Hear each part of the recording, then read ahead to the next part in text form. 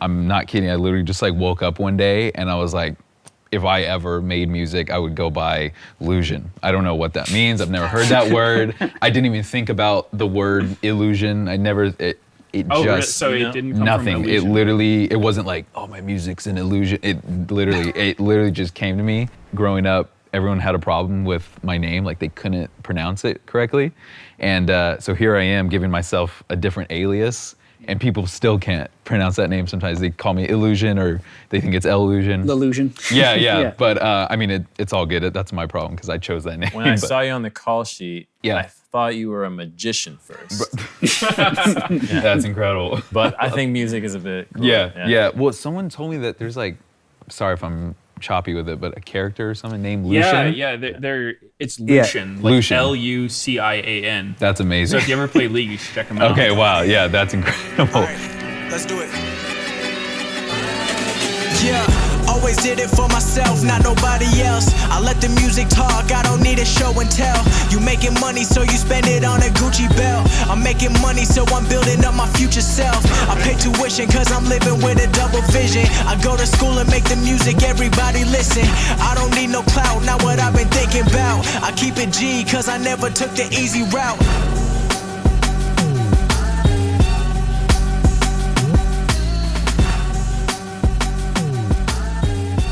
I want to know your background. I want to get to know you a little bit. Yeah, fantastic. So I'm 23, started making music when I was like 15. But backstory before that, my dad, he was like a big like punk in the 80s and that whole new wave scene and everything. So he grew me up on a lot of different types of music and stuff, from anything, like I said, like 80s new wave to 90s hip hop and stuff. And but it was weird because I started playing video games when I was like 4 years old. I was literally playing, like, I was just telling you, I was playing Vice City when I was like 4 years old. And that was like my entrance into the whole gaming world. And from the start, I just knew like music and gaming just always went hand in hand. Like I owe a lot of my music passion to like a lot of like the GTA soundtracks and like the Tony Hawk's Pro Skater soundtracks and stuff. And then so once I became a teenager, I really started evolving with the whole passion for music and stuff. And which Tony Hawk was the first one you played? Because if you're 23, that means you were born in like 98 or something. But didn't Tony Hawk 2 come out like really? Yeah. Well, the first one came out in 99, and I do remember playing the first one, but like not a whole lot. As like a toddler. Yeah, 1 years old. Yeah. But it definitely was the fourth one was like I remember the most. Wow. Yeah. Okay. And then I got every single one up until Proving Ground, which was 2007. And you ask anyone, they say that was like the worst one. I got really into Tony Hawk 2, so I'm. Yeah, that was like the biggest one for a while. Yeah, I'm surprised. You look older. I'm 34. Oh man, I always think I'm. Whoa! It's a switch, right? Like if we were in a line next to each other, you'd be like, that's guess crazy. on who's older. I still think I look like I'm 12 sometimes. So I'm yeah, good.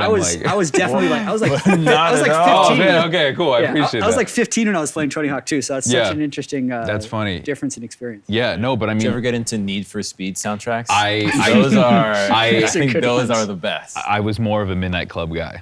So I actually never really got into Need for Speed. They came out, I forgot which one, but it was on the PSP.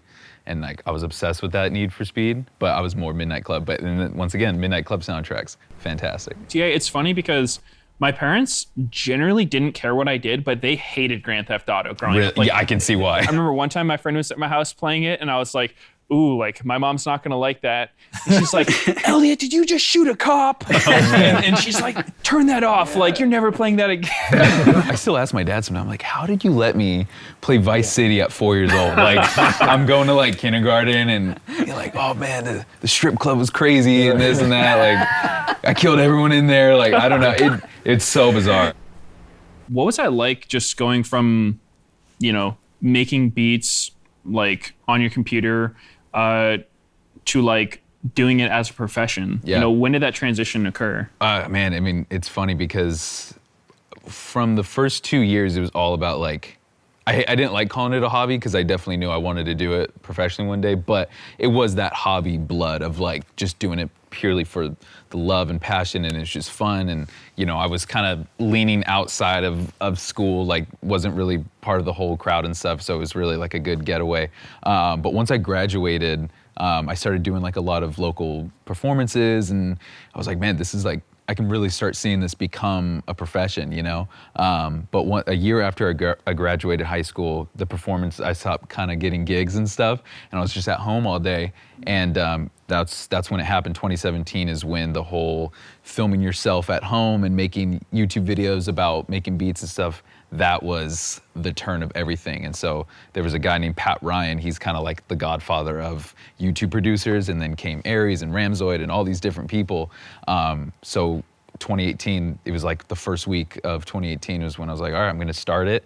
And it took me a year and a half just to get 1,000 subscribers on YouTube. It was the longest grind. So did you reach out to a music producer? Did you get reached out to because someone recommended your stuff? Like how much of your process is just you publishing to your own channels versus you working with like a publisher to help get stuff out? Yeah, I mean, again, before I even had a name or anything, I was doing obviously 100% of everything on my own and uploading everything and stuff. But now, since everything has changed, because again, after that year and a half of being on YouTube and not really getting anywhere, that's when I turned to TikTok, and everything blew up for me after that. And for the past 2 years, we've used TikTok as just like the tree branch, and everything has kind of just branched out after that. I got a question for you though. Like if you're doing lo-fi beats, you can't just all of a sudden do screamo music and have the same audience. You know what? It's so funny because I think the music industry has changed a lot within the last few years. People started getting more comfortable with the idea that people can do all different types of sounds. So when TikTok happened, I was doing these lo-fi remixes. So people just labeled me as the lo-fi guy. But then I started making more upbeat songs and more funk and EDM type of stuff. And then people were like, oh, he can do that too. That's pretty cool too.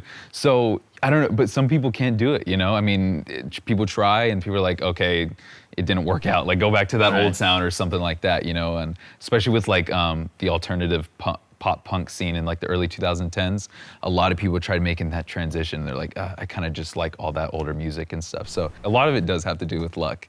You know, I mean, a lot of people are talented and stuff, but if you find yourself in the right niche at the right time, you're kind of golden. I'm so happy that like pop punk is sort of making a comeback now. Like, you know, Machine Gun Kelly came out with a pretty good album, because I grew up on like, you know, Linkin Park, Green Day. Sure. My first concert was Green Day. Wow. So fun. Nice. And yeah, now it's making a comeback. I'm pretty happy about that.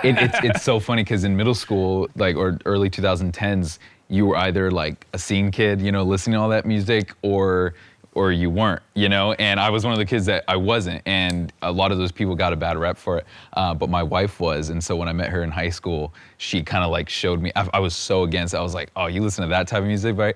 But then once we graduated, she showed me like all the music, and I actually fell in love with it. So now we're all into that, and but you're right, I'm super excited that it's kind of coming back. How do you handle when people don't like your music?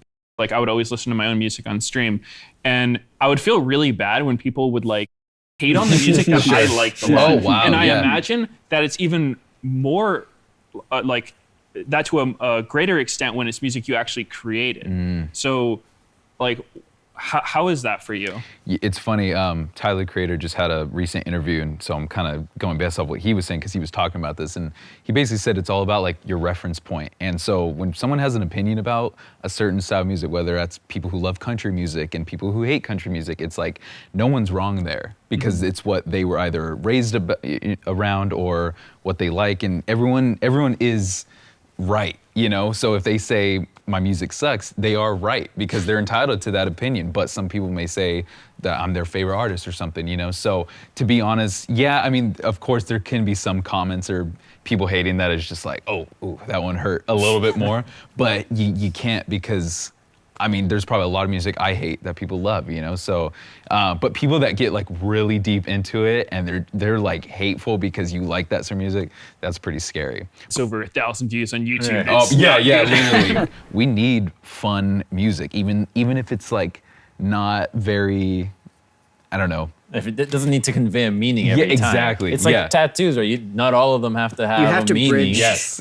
you have to bridge people in to get deeper in content, right? So like that's what popular music is for. Literally, right? Yeah, So you can pick an artist, and then if you like that artist, then you'll listen to more of their songs. And then if you like that type of song, then maybe you'll bridge to, and that's how but you have to start from the top. Yeah, It was 100%. it was the same thing I noticed. This is going back like a couple years, but with like content creation in League with like analyst desk segments or like pre-show stuff. Because you can get so hung up on saying like the right thing, like being analytical and being like really smart. So you needed the entertainment to get people in the door, and then you could actually make your point. Wow. But if you're just making your point all the time, there's just like pretty much, it's silence. Do you have a moment that you remember that was like, this was my best segment on AD that had the goofiest thing? Because you were known for probably not. We did a lot. Goofiest. We did a lot of good stuff on Countdown. In the first year we did it, the one where we previewed the playoffs, and our producer Asa made this like incredibly stupid board with like all these pictures and like pigeons and like dollar signs over here, and I just like ranted about it for a minute, basically saying nothing. Oh man! And it got like 100,000 views. Right? It's like, what is my job actually doing here? Before I started gaining an audience, I was like, I just need something to pull people to what I'm doing. So I would actually do almost like really goofy stunts just to get people to listen to music. So like, I remember I used to make these like Instagram videos, and I would be playing this beat I made, but at the end I would like pour like water on my head. Cause just so it just like grab some, it's really stupid, but you know, I was so desperate just for people to like hear what I was making, you know, and that video didn't work. Keep your head up if you're trying to make it to the top, cause looking down never shows you what the future got. I finally made it out the mud, now I'm settled in, and I kept banging on the door till they let me in. He played season 1, I think you played like 2.6K ranked games. It was the most, no one played. It was the most. If you counted normals, that must have been at least 3,000 games that season. Each game, probably 30 to 45 minutes with queue time. So that's like 2,500 hours in a year just playing League. It's a full-time failed job. College that year. Yeah. that was your college, though, like in a way. Yeah, right? It prepared you for your career. Yeah. So. Sorry, there's a personal question, but like, did you guys go to college or? Oh, same boat as okay. A lot of gamers have this same thing. And in my freshman year, I actually had terrible internet in the dorm, so I couldn't play very much. There you go. So I got decent grades my first year. Second year, I had great internet. Wow, and my grades were not great internet, bad grades. I want to know something from your coaching perspective here, because an interview came out with Hans Sama, one of the better LEC AD carries, where he's saying, I'm not playing that much. I'm visualizing League a lot of the time. Eyes closed, I'm visualizing League. I'm not playing solo queue. Let me just visualize 8 hours a day. I would say on that one, anytime I see an interview where a player justifies not playing is them just trying to make themselves... But they're really good. Right. And I think usually that is kind of like the pride before the fall. But don't you see a difference, though, between just not playing and actually an active visualization of the game? Right. I think when I hear that, though, I'm just thinking like it's a player trying to justify not playing. Wow. Is a way of being like, okay, yeah, you know, I know it looks like I'm not playing, but trust me, like someone who's like on his Switch. I'm visualizing. Like players will be like, oh, I'm always watching VODs and I'm not playing. And then they're probably just like, they have it open on their second monitor. They're not actually watching it. It's like, I don't know. I'm not saying it can't happen. I'm just saying it doesn't. Like if it's a purposeful League activity, I don't think playing is like the only thing you need to do. But if he's doing that and in a way of being like, oh yeah, I only need to scrim, and then I'm visualizing outside of that, that's probably not enough. Right. And I do kind of agree with Meteos' point here of usually when you hear players talk about not needing solo queue, that player usually drops off in the next 6 months to a year. Because I think I'll actually use like casting and content as a bit of an example when I had my wrist surgery. So when I was a caster, I tried to stay like relevant, at least in the game. So I'd try and stay like Diamond 2, Diamond 3 or whatever. And I'd play, 400 games of ranked a season. Not a huge amount, but I played enough. And that's going to take, 5 or like 10 hours a week of gaming. Yeah. Really not that much. But when I had wrist surgery, that went to 0. But while I was recovering from wrist surgery, I actually made some of the best content I'd ever made as a caster because literally just had more time to work on this stuff. So instead of playing solo queue, I'd be writing a script for Teamfight Breakdown. So at the time I was doing like Teamfight Breakdown, the dive, and I think League was doing the like best of three. So I was just like hard grinding for like 6 days a week of content. But after I did that for like 5 or 6 months, I stopped having stuff to say. Because I was never taking in new information. I wasn't learning new champions. I wasn't finding new experiences in the game. So I think solo queue can be kind of similar to that. The way I would always see it is it's like, I'm not learning something every game, but I would just play all the time because it was just what I did. I enjoyed it. It didn't feel like work at all. And then like maybe once a day I'll have a game where like I learned something. It's kind of like, you know, you're sifting through sand to find gold kind of thing where it's like, yeah, you know, most of the time it's not like you're actively getting better, but it keeps you from getting worse. And then you will, randomly stumble across something that's good. You got to keep sifting. Yeah, just keep sifting. Yeah. It's really fascinating to like hear this perspective because it's very easy to stay stagnant and just to do the same thing on a loop, on repeat. Because really the only way to like really learn about different stuff is like by watching tutorials and stuff. Or like you going on Twitch and watching other producers do their thing. But it's very possible to kind of just stay stagnant. But, you know, to see how much you guys can play and how many, you know, that's really interesting.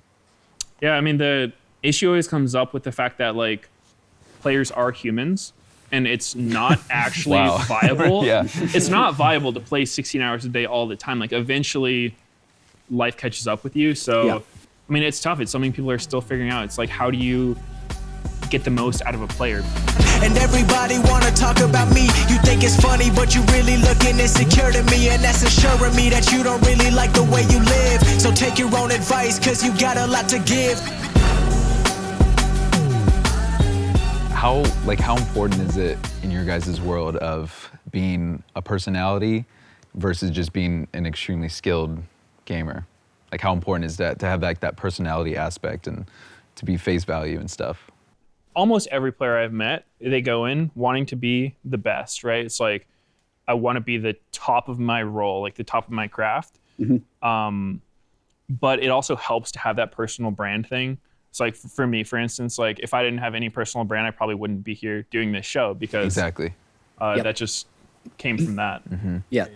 If I remember, I had never thought about wanting some sort of brand. The only reason why some personality showed up is just because I thought it was ridiculous that I was being paid to play video games. Yeah. So I just thought this job makes no sense. I'm just gonna say whatever I want in these interviews, and then let it go from there. That just became my brand. I could just say anything. Yeah. Right? And so that became the brand. Wow. And then that worked out. I think it is definitely way more important than most players think it is. Because there's like this whole, maybe this is me getting too cynical, but there's like this circle of influence that happens, especially in League, and it honestly probably happens in other bigger sports as well. But like the public perception will get seen by important decision makers who will then pass that opinion along to the staff who will, and it actually circles. So a lot of times, whatever the opinion is can end up being like a teammate's opinion of their teammate. That can actually happen. But in terms of how important is your brand for your career, as these guys said, like, I don't think any of us would be here if we didn't have a brand while we were competing in some way. And for me, it's been a really interesting journey because I was a commentator, which is, your craft is obviously very important when you're a commentator, but your brand is kind of equally important of, do people care about what you're saying? Except then when you enter in to head coaching and for a year, you're just like working 6 to 7 days a week, your brand definitely takes a back seat. And in a sense, like your brand becomes the results you can produce. But I honestly don't even know how much that helps your brand. Like I'm sure there's tons of people who didn't even know I was coaching Team Liquid because I was like very rarely on stage and we were in COVID pretty much the entire time. So it was interesting actually, devoting like probably more energy than I've ever spent on a thing in the past year. And I don't know if it actually helped my brand that much. I've got a lot of questions, but I'm just going to start with, did you join coaching because from being a caster, you got frustrated at watching all the teams make the same mistakes years after years, and you just thought, I can do it better. Like, I know what they need to do. Let me in there. And is that why you did it? I mean, there was definitely a little bit of ego in like wanting to try, because there's sitting on the sidelines and criticizing, or sitting on the sidelines and cheering. And it's another thing to actually be like, can I make a difference? And honestly, like that was kind of my goal. I was like, I want to beat Europe. Yeah. And technically my international record against Europe is 2-1. So you did it. So kind of. We got it. Yeah, didn't get him enough. But then the other side of it is like the absolute like life controlling aspect that coaching is, if you want to do it well, is like really extreme. In terms of like getting into details of what happened, I'm not going to do that. I don't want to air laundry, especially when Team Liquid is playing their like semifinals match on Sunday against TSM. And if they win that, they go to Worlds, right? So that'll pretty much continue their season and kind of make it a success. And there's been like a really topsy-turvy summer split. So I'd say like the first year of the job was really stressful, really good, but really rewarding. And just because like it didn't end great doesn't mean that it was a bad experience. Wow. How does it feel seeing their success now? Because Liquid was a really, really interesting team where although Liquid's successful, they were, up until their most recent match, they were one of my least favorite teams to watch. But then their game last week, and they just played completely different from how they normally play. Normally they're extremely slow. They don't go for many, like team-oriented plays where they're all moving around. But they did that, and they just demolished Cloud9. It was an extremely one-sided series. So it's been really interesting seeing them just go from this team that takes no risk to just completely turning it on come playoffs. Did you see that style of Team Liquid always lingering inside them, or is this something that they just randomly adopted for beating Cloud9? Yeah. So, I mean, which version of Team Liquid are we comparing to? Because in lock-in, we were really aggressive, picking mostly for like counter lane matchups, not thinking too much about the team comp, and then just kind of having overwhelming force and being able to win the game. And then when we struggled, we started picking more like glue picks. So that's just like more scaling. Mm-hmm. Except like in summer, there's been so many different versions of Team Liquid. Even during summer, there were a lot of games where TL would have pretty dominant early games, and it was the mid game where the like engine stopped working. But that was to me the biggest change about the series against C9 was when they had like the 1,500 to 2,000 gold lead, they could like blow the game open. I don't think there was like a huge mindset change because the team is actually always pretty aggressive in early game and pretty good early game. We've got TL versus TSM coming up. The winner of this match will go to Worlds. What do you think about that match? I think TL has an advantage coming into this because they look so different from the regular season. So to study them would actually be probably harder for TSM. And I think TSM has doubled down in the last few weeks of the split in their old style, which was control mage in the mid lane, Huni occasionally on carries, and Sword Art with roams. And they just made sure that they were practiced on this before playoffs.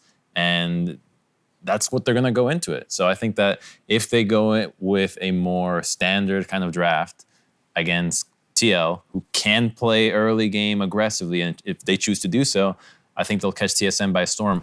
I want to see which version of TSM we get.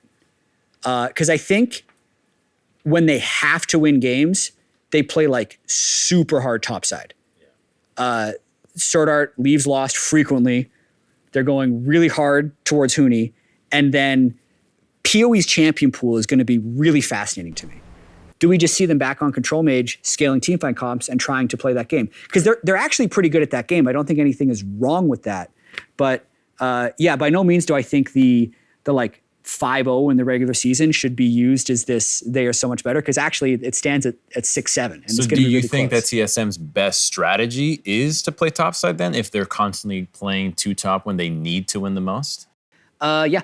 I think that's their best way of playing. I think getting sorted on the map as soon as possible is really important for them, and then having better team fighting. Like if I thought even in spring they were maybe the best team fighting team relative to where their positions were in games. Like they'd have so many games where they'd either be even or losing, and then it's like, wow, they just clutched a team fight again. So I think picking like strong team fighting comps is their strength, and then it's a matter of if they can hold on to what TL is going to throw at them in the early game. It's going to be a really interesting matchup, and like the loser gets put in such a tough situation because then they have to play like once you knock that down, would be C9, whoever lost 100 Thieves versus EG, and then them with like literally only one world spot. So I actually think TSM probably doesn't pick TL if they have the choice, if they didn't make the format change. Between EG or TL? Yeah, they'd have to pick EG or TL. Yeah, I would have taken EG. I would not take EG. Against I Dig, think right now they lost the game against Dig. they trolled. I'll still take the team that trolled. In my mind, EG looks like the strongest team in the league right now. I feel pretty confident that EG will make to Worlds. Yeah. And I think of the other teams, it's a total toss-up. You're either going to be really right by the time this airs because the EG game will have already happened. They might have swept. Yeah, I'll be right. Or really wrong. I'll be right. Okay. Tell it straight, I don't have the time for a featherweight. I've been in the major leagues, finally time to separate from everybody thinking that we on the same level. I'm running ESPN, all the haters change the channel, no escape. Cause I'm on and it's only gonna grow. People got a lot to say cause they always on their phone. This is real, man, I don't get my happiness from Instagram. And ask a girl cause I heard that she my biggest fan. I have been working on this actually all week. We have Europe still happening. They're doing something over there for some reason. There's a lot of question marks going on as well. So follow the string. Is it indeed Azael's time to shine with a Scoots face? I'm not sure. I don't know. That's Kobe was questionable. on COG. There's a lot of pigeons on this board. TSM Jatt's interesting. Captain Flowers and a bush. Something is What's going he on doing there. in the bush? I don't really Nobody know. knows.